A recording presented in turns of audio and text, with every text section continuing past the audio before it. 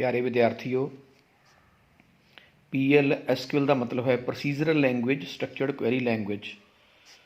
जिमें सानू पता है कि स्ट्रक्चर्ड क्वेरी लैंग्वेज दे विच असीं सिर्फ स्टेटमेंट्स जिहड़ियां लिख सकते हाँ, जिन्हां दे द्वारा असीं कोई टेबल क्रिएट कर सकते हाँ या रिकॉर्ड्स इंसर्ट कर सकते हाँ। भाव कि क्रिएट किए हुए टेबल्स विच रोज़ इंसर्ट कर सकते हाँ या रोज़ नू अपडेट कर सकते हाँ या रो नू डिलीट कर सकते हाँ। पर PL SQL यानी कि procedural language structured query language दे नाल असीं जिहड़ा हैगा वा एक ब्लॉक लिख सकते हैं और उस ब्लॉक दे विच असीं कंडीशनल स्टेटमेंट्स लिख सकते हैं और उन्हां कंडीशनल स्टेटमेंट्स की हैल्प दे नाल असीं इनफॉर्मेशन नू प्रोसैस कर सकते हैं।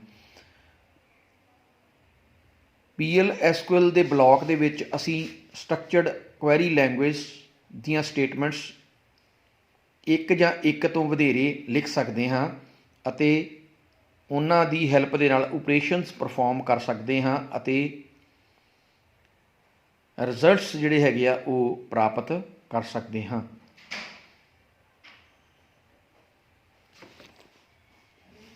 दूसरे लफ्ज़ों के असीं कह सकते हाँ कि SQL जिहड़ी है ये टेबल दे विच पई हुई इनफॉर्मेशन दे उत्ते ऑपरेशनस परफॉर्म करने लई यूज़ की जा सकती है। पर PL SQL टेबल्स दे विचों इनफॉर्मेशन फैच करके उस नूं वेरीएबल्स दे थ्रू इवैल्यूएट किया जा सकता वा जां असीं कह सकते हाँ कि इनफॉर्मेशन नूं वेरीएबल्स दे विच लैके ते इनफॉर्मेशन नूं इवैल्यूएट किया जा सकता है। जे असीं SQL ते PL SQL दे नूं होर ज़्यादा डिटेल विच वेखीए तां असीं इहदा डिफरेंस जिहड़ा हैगा वा वो बहुत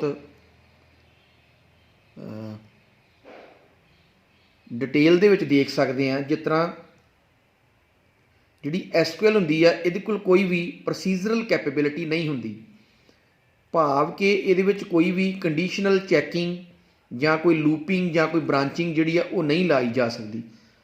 पर PL SQL जिहड़ी है इस तरह दी कैपेबिलिटीज़ नूं प्रोसीजरल कैपेबिलिटी नूं पूरी सपोर्ट करदा वा, भाव कि असीं कंडीशनल स्टेटमेंट्स जिहड़ियां वो यूज़ कर सकते हैं। SQL जिहड़ी है ये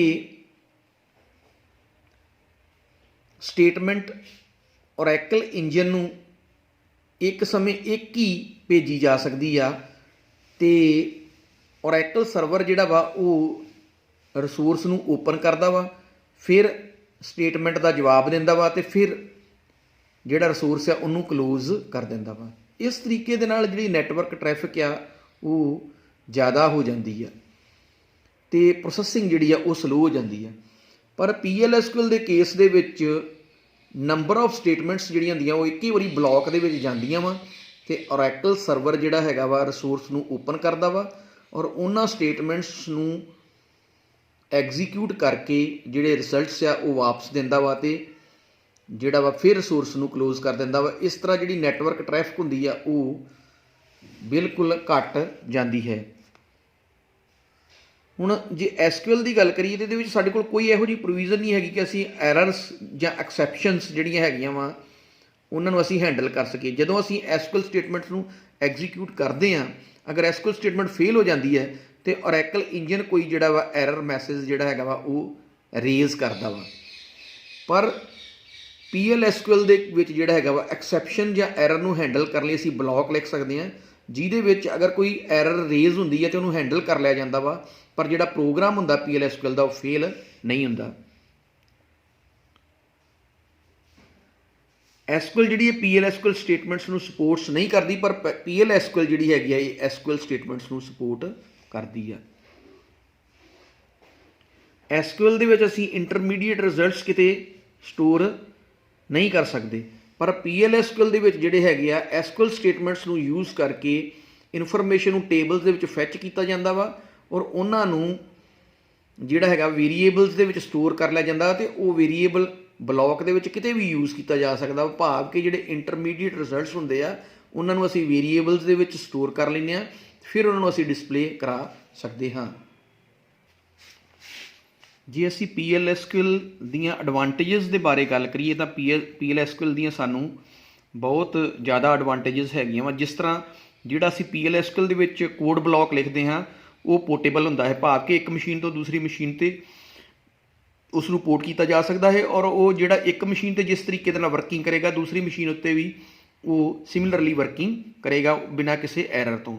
ਇਹਦੀ ਜਿਹੜੀ ਪਰਫੋਰਮੈਂਸ ਹੁੰਦੀ ਆ ਉਹ ਬੜੀ ਹਾਈ ਹੁੰਦੀ ਹੈ ਟ੍ਰਾਂਜੈਕਸ਼ਨਸ ਨੂੰ ਐਗਜ਼ੀਕਿਊਟ ਕਰਨ ਵਾਸਤੇ।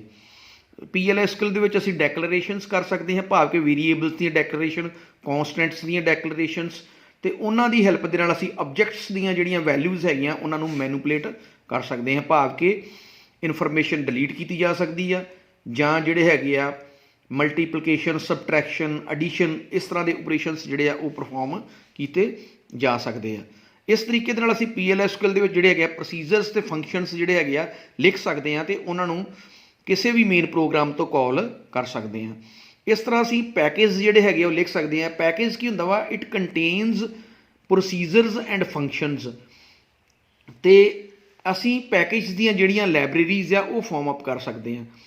ਤੋ ਲਾਇਬ੍ਰੇਰੀਜ਼ ਜਿਹੜੀਆਂ ਹੈਗੀਆਂ ਵਾ ਉਹਨਾਂ ਦੇ ਵਿੱਚ ਜਿਹੜੇ ਵੀ ਆਬਜੈਕਟਸ ਪਏ ਹੁੰਦੇ ਆ, ਜਿਹੜੇ ਵੀ ਰਿਸੋਰਸ ਪਏ ਹੁੰਦੇ ਆ, ਉਹਨਾਂ ਨੂੰ ਅਸੀਂ ਜਿਹੜੇ ਹੈਗੇ ਆ ਯੂਜ਼ ਕਰ ਸਕਦੇ ਹਾਂ। ਜਾਂ ਦੂਸਰੇ ਸ਼ਬਦਾਂ ਦੇ ਵਿੱਚ ਮੈਂ ਇਹ ਕਹਿ ਸਕਦਾ ਵਾਂ ਕਿ ਇੱਕ ਪੈਕੇਜ ਜਿਹੜਾ ਇੱਕ ਫਾਈਲ ਹੁੰਦੀ ਆ ਜਿਹਦੇ ਵਿੱਚ ਗਰੁੱਪ ਆਫ ਫੰਕਸ਼ਨਸ ਹੋ ਸਕਦੇ ਆ, ਕਰਸਰਸ ਹੋ ਸਕਦੇ ਆ, ਸਟੋਰਡ ਪ੍ਰੋਸੀਜਰਸ ਹੋ ਸਕਦੇ ਆ, ਅਤੇ ਵੇਰੀਏਬਲਸ ਦੀ ਡੈਕਲੇਰੇਸ਼ਨ ਜਿਹੜੀ ਹੈਗੀ ਆ ਉਹ ਜਿਹੜੀ ਕੀਤੀ ਹੁੰਦੀ ਆ ਪ੍ਰੋਸੀਜਰਸ ਅਤੇ ਫੰਕਸ਼ਨਸ ਦੇ ਵਿੱਚ, ਉਹਨਾਂ ਨੂੰ ਇੱਕ ਪਲੇਸ ਦੇ ਉੱਤੇ ਰੱਖਿਆ ਜਾ ਸਕਦਾ ਹੈ। ਇਸ ਤੋਂ ਇਲਾਵਾ PLSQL ਦੇ ਵਿੱਚ ਅਸੀਂ ਟ੍ਰਿਗਰ ਲਿਖ ਸਕਦੇ ਹਾਂ। ਟ੍ਰਿਗਰ ਕੀ ਹੁੰਦਾ? ਟ੍ਰਿਗਰ ਕੋਈ ਪੀਸ ਆਫ ਕੋਡ ਹੁੰਦਾ ਵਾ ਜਿਹਨੂੰ ਅਸੀਂ ਡਾਟਾਬੇਸ ਦੇ ਨਾਲ ਹੀ ਸਟੋਰ ਕਰ ਸਕਦੇ ਹਾਂ, ਅਤੇ ਜਦੋਂ ਵੀ ਕੋਈ ਇਨਸਰਟ ਸਟੇਟਮੈਂਟ, ਅਪਡੇਟ ਸਟੇਟਮੈਂਟ ਜਾਂ ਡਿਲੀਟ ਸਟੇਟਮੈਂਟ ਜਿਹੜੀ ਹੈਗੀ ਆ ਫਾਇਰ ਹੁੰਦੀ ਆ ਤਾਂ ਟ੍ਰਿਗਰ ਜਿਹੜਾ ਹੈਗਾ ਵਾ ਇਸ ਦੇ ਫਾਇਰ ਹੋਣ ਤੋਂ ਬਾਅਦ ਦੇ ਵਿੱਚ ਜਾਂ ਪਹਿਲਾਂ ਜਿਹੜਾ ਹੈਗਾ ਵਾ ਉਹ ਫਾਇਰ ਹੁੰਦਾ ਵਾ ਔਰ ਇਹ ਰਿਜ਼ਲਟਸ ਸਾਨੂੰ ਦਿੰਦਾ ਵਾ। ਇਸ ਤੋਂ ਇਲਾਵਾ PLSQL ਦੇ ਵਿੱਚ ਅਸੀਂ ਜਿਹੜੇ ਹੈਗੇ ਕਰਸਰਸ ਓਪਨ ਕਰ ਸਕਦੇ ਹਾਂ। ਕਰਸਰਸ ਕੀ ਹੁੰਦੇ ਆ?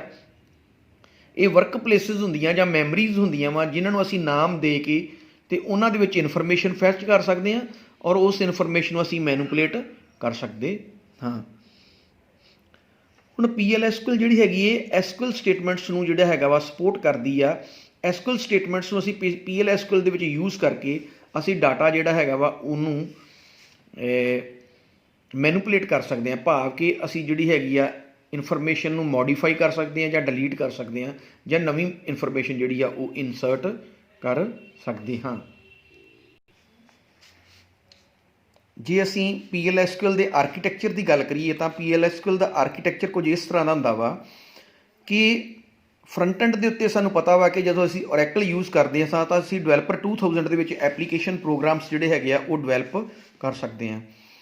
ਤਾਂ ਅਸੀਂ ਜਿਹੜਾ ਹੈਗਾ ਵਾ ਐਪਲੀਕੇਸ਼ਨ ਪ੍ਰੋਗਰਾਮ ਬਣਾਉਣ ਲਈ ਅਸੀਂ ਇੱਕ PLSQL ਬਲੌਕ ਲਿਖਦੇ ਹਾਂ।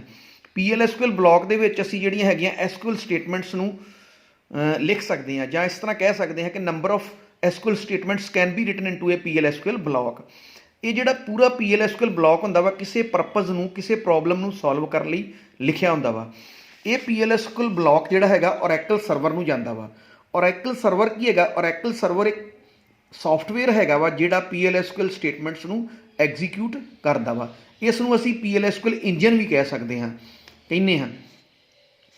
ਅਤੇ ਜਿਹੜਾ PLSQL ਇੰਜਨ ਆ ਜਾਂ PLSQL ਸੌਫਟਵੇਅਰ ਆ, ਇਹ PLSQL ਬਲੌਕ ਦੇ ਵਿੱਚ ਜਿਹੜੀਆਂ ਪ੍ਰੋਸੀਜਰਲ ਸਟੇਟਮੈਂਟਸ ਹੁੰਦੀਆਂ ਵਾ, ਪ੍ਰੋਸੀਜਰਲ ਸਟੇਟਮੈਂਟਸ ਤੋਂ ਭਾਵ ਹੁੰਦਾ ਵਾ ਕਿ ਜਿਹੜੀਆਂ ਕੰਡੀਸ਼ਨਲ ਸਟੇਟਮੈਂਟਸ ਹੁੰਦੀਆਂ ਜਿਸ ਤਰ੍ਹਾਂ looping, if then else statements, ਇਹ ਪ੍ਰੋਸੀਜਰਲ ਸਟੇਟਮੈਂਟ ਐਗਜ਼ੀਕਿਊਟਰ ਨੂੰ ਭੇਜ ਦਿੰਦਾ ਵਾ ਔਰ SQL ਸਟੇਟਮੈਂਟ ਜਿਹੜੀਆਂ ਹੈਗੀਆਂ SQL ਸਟੇਟਮੈਂਟ ਐਗਜ਼ੀਕਿਊਟਰ ਨੂੰ ਭੇਜ ਦਿੰਦਾ ਵਾ। ਅਤੇ ਪੂਰਾ ਜਿਹੜਾ PLSQL ਇੰਜਨ ਆ ਮਿਲ ਕੇ ਪ੍ਰੋਸੀਜਰਲ ਸਟੇਟਮੈਂਟਸ ਨੂੰ ਅਤੇ SQL ਸਟੇਟਮੈਂਟਸ ਨੂੰ ਐਗਜ਼ੀਕਿਊਟ ਕਰਦਾ ਵਾ ਔਰ ਜਿਹੜੇ ਰਿਜ਼ਲਟਸ ਉਹ ਜਿਹੜੇ ਵਾਪਸ ਆ ਜਿਹੜਾ ਐਪਲੀਕੇਸ਼ਨ ਪ੍ਰੋਗਰਾਮ ਆ ਉਹਨੂੰ ਦਿੰਦਾ ਵਾ। ਅਤੇ ਇਸ ਤਰੀਕੇ ਦੇ ਨਾਲ ਇਸ PLSQL ਆਰਕੀਟੈਕਚਰ ਨੂੰ ਯੂਜ਼ ਕਰਕੇ ਜਿਹੜੀਆਂ PLSQL ਬਲੌਕਸ ਆ ਉਹਨਾਂ ਨੂੰ ਜਿਹੜਾ ਹੈਗਾ ਐਗਜ਼ੀਕਿਊਟ ਕੀਤਾ ਜਾ ਸਕਦਾ ਹੈ।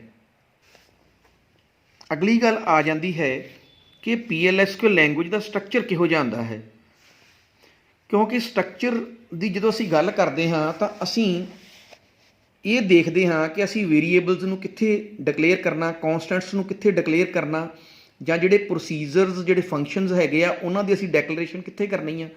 ਤਾਂ ਇਹ ਸਾਰੀਆਂ ਚੀਜ਼ਾਂ ਜਿਹੜੀਆਂ ਹੈਗੀਆਂ ਵਾ ਨੂੰ ਦੇਖਣ ਵਾਸਤੇ ਅਸੀਂ ਜਿਹੜਾ ਵਾ PLSQL ਲੈਂਗੁਏਜ ਦੇ ਸਟਰਕਚਰ ਦੀ ਗੱਲ ਕਰਦੇ ਹਾਂ।